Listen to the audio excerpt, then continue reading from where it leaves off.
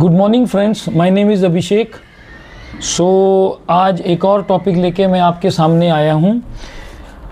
दोस्तों, मैं आप लोगों को जो ये बातें थोड़ा सा आपके साथ शेयर करता हूँ, ये इजी लैंग्वेज में करता हूँ ताकि आप लोगों को सेक्शन वाइज समझने में दिक्कत होती है तो इजी लैंग्वेज में मैं आपको ये समझाता हूँ कि कैसे टैक्स रिटर्न फाइल करनी है और उस पर कैसे टैक्स लगेगा। तो आज का मेरा टॉपिक है कि जब भी हम एडिशनल टैक्स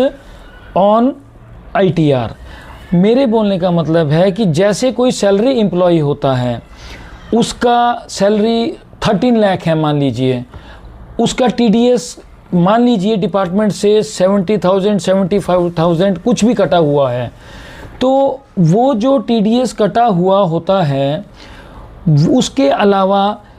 आपका जो पैन में आपका इंटरेस्ट सेविंग का और छोट-पोट जो भी आपका टर्म डिपॉजिट है, RD का इंटरेस्ट है, वो ऐड हो जाता है। सो फ्रेंड्स, जो भी इंटरेस्ट ऐड होता है आपकी इनकम में, वो उस ITR जो आपकी सैलरीड इनकम होती है उसमें ऐड होकर उसी स्लैब में जो भी थोड़ा बहुत टैक्स बनता है वो पेबल बनता है। मैक्सिमम लोगों की शिकायत रहती है कि जी मेरा TDS तो पूरा काट लिया गया है तो मेरा टैक्स नहीं बनता। तो ये मैं आपको समझाना चाहूँगा कि जो भी एक्स्ट्रा इनकम आपकी 16 नंबर फॉर्म से बनती है उसमें यू हैव टू पे द टैक्स।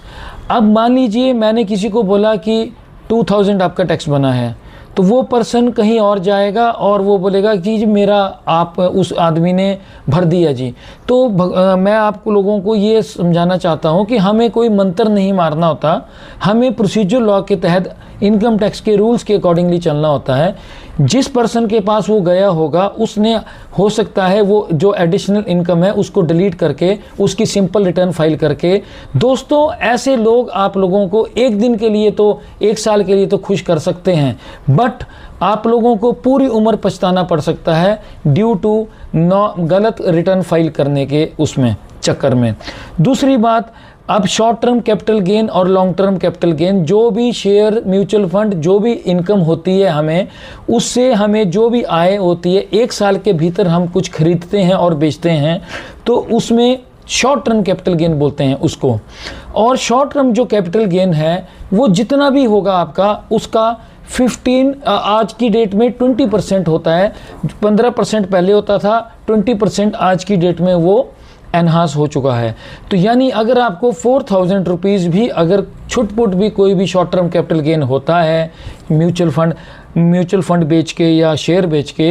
तो आपको उस पर 20